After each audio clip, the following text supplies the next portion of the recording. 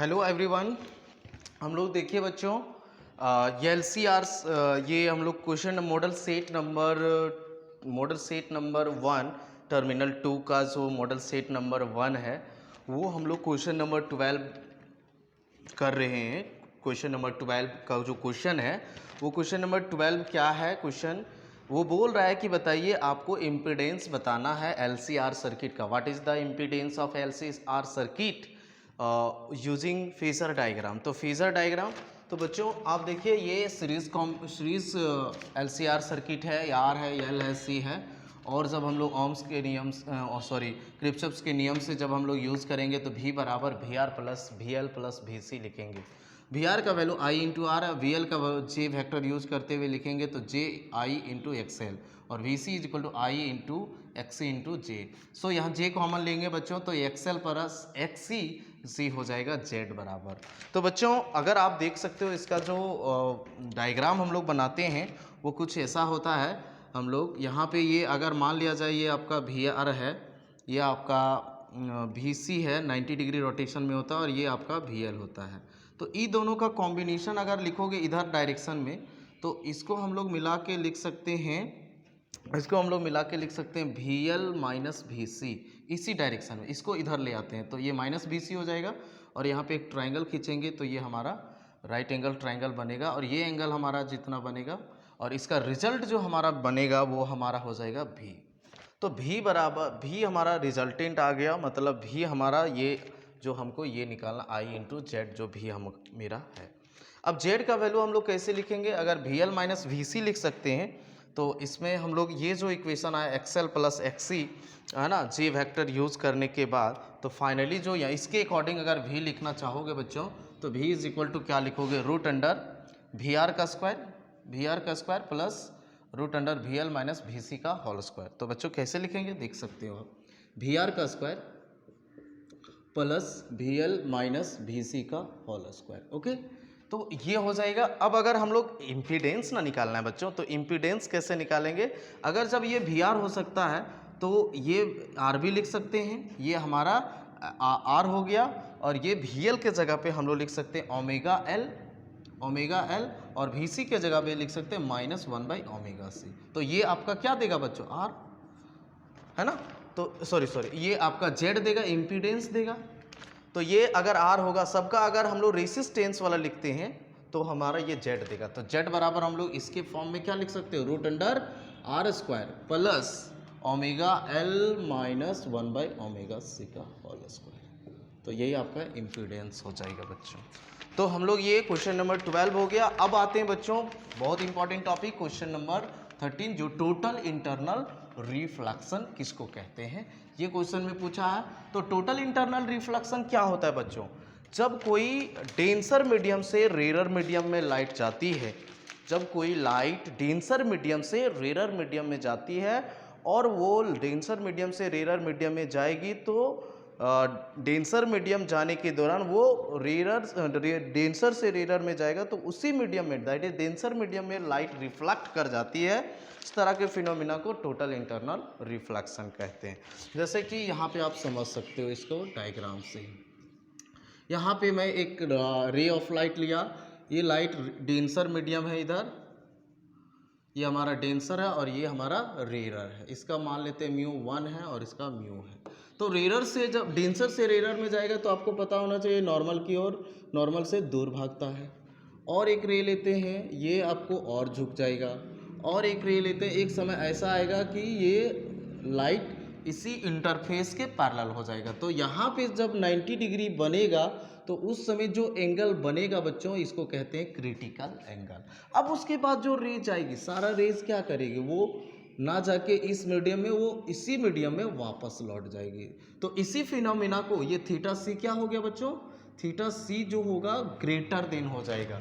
तो उस समय जैसे थीटा सी से ज़्यादा हुआ तो सारा रेज इसी मीडियम में वापस आना चालू हो जाएगा। तो इस तरह के फिनोमिनन को हम लोग क्या बोलते हैं बच्चों, इस टाइप के फिनोमिनन को हम लोग कहते हैं total internal reflection. So total internal reflection क्या है, एक ऐसा फिनोमिना है जिसमें ऐसा रिफ्लेक्शन ऑफ लाइट है जो रेज डेंसर मीडियम से रेयर मीडियम में जाती है, तो लिख सकते हैं the phenomenon of reflection of light from denser to rare medium,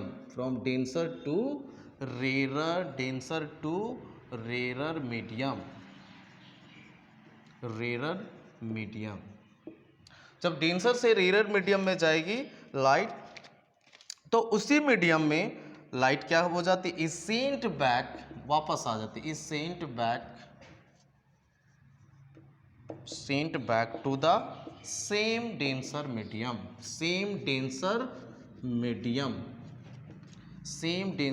medium provided. ये कब ऐसा संभव है, जब angle of incidence greater than critical angle. तो ये हो गया बच्चों। अब इसका कंडीशन पूछेगा तो कैसे लिखोगे, कंडीशन क्या है इसका, दो कंडीशन लिखोगे। पहला, डेंसर से रेयर मीडियम में लाइट जाएगी, कहाँ से कहाँ, light travels from denser to rare medium बच्चों। दूसरा कंडीशन क्या हो जाएगा बच्चों, ये हो जाएगा angle of incidence greater then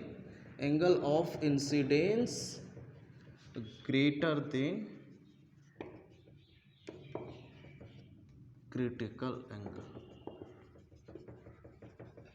okay, तो इस प्रकार से ये हो जाएगा कंडीशन। और इसका मैथमेटिकली अगर लिखोगे तो इसका डेंसर मीडियम म्यू है, इसका 1 है, तो यहाँ पे देख सकते हो, यहाँ पे एंगल कितना है, थीटा सी, और यहाँ पे 90। तो स्नेल्स लॉ क्या कहता है, स्नेल्स लॉ ये कहता है, अकॉर्डिंग टू स्नेल्स लॉ ये कहता है स्नेल्स लॉ कि जो रिफ्रैक्टिव इंडेक्स है वो लीजिए और एंगल ऑफ इंसिडेंट कितना, थीटा सी, तो इसका साइन थीटा सी लिखिए बराबर, इसका जो रिफ्रैक्टिव इंडेक्स है 1 है और इसका साइन के एंगल में लीजिए साइन 90, तो ये 1 हो गया। तो बच्चों क्या आएगा, 1/sin थीटा सी, या साइन थीटा सी बराबर लिख सकते हो बच्चों 1/μ। Is it correct? तो ये मैथमेटिक्स हो जाएगा बच्चों, साइन थीटा सी बराबर 1/μ। ओके, तो हम लोग नेक्स्ट क्वेश्चन, लास्ट क्वेश्चन पे चलते हैं। और लास्ट क्वेश्चन बच्चों आपका बोल रहा है कि दो रेडियाई जो है लेंस का है ना, वो सेम रेडियाई है, और बताना, और उसका फोकल लेंथ, आपका जो फोकल लेंथ 20 सेंटीमीटर दिया हुआ है। क्वेश्चन नंबर आपका ये 14 में, मॉडल सेट नंबर 1 टर्म 2 के लिए क्वेश्चन नंबर 20 आप देखेंगे तो रेडियस सेम है और रेडियस ही निकालने बोला है, रेडियस ऑफ द कर्वेचर निकालने बोला है, और जब उसका फोकल लेंथ 20 सेंटीमीटर दिया हो, रिफ्रैक्टिव इंडेक्स 1.5 दिया हो। तो बच्चों आप जानते हैं अगर ये लेंस है तो इसके लिए इसका नाम R1, इसके लिए नाम R2। तो R1 बराबर क्या कंडीशन बोल रहा है अकॉर्डिंग टू क्वेश्चन, सेम।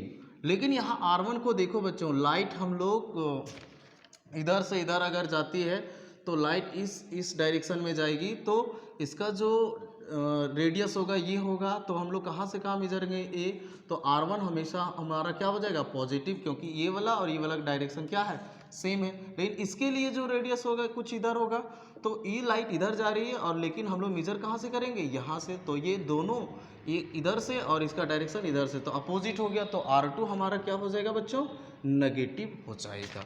तो R2 हमारा नेगेटिव होगा, R1 हमारा पॉजिटिव होगा। तो लेंस मेकर फार्मूला का फार्मूला आप जानते हैं, और mu is equal to 1.5 given है, 1.5। तो 1/f is equal to mu minus 1/R1 minus 1/R2 होता है बच्चों। तो 1/f का वैल्यू कितना है, f का वैल्यू है 20, और म्यू का वैल्यू होता है 1.5 माइनस 1, R1 1/R, और ये माइनस माइनस प्लस हो जाएगा 1/R, क्योंकि ये माइनस हो जाएगा R2 आपका। तो ये 0.5 into 2/R, 1/R 1/R 2/R हो जाएगा 1/20, ये हो जाएगा 0.5 इंटू 2 दैट इज 1/R बराबर 1/20। सो फाइनली R बराबर क्या हो जाएगा बच्चों, 20 सेंटीमीटर। दिस ये आंसर करेक्ट है। तो बच्चों ये हुआ आपका मॉडल सीट नंबर 1 का कंप्लीट सॉल्यूशन। आप इसे अच्छे से रिवीजन करो, बहुत इंपॉर्टेंट क्वेश्चन है ये सारे क्वेश्चन। सो आज के लिए बस इतना ही। Have you nice day.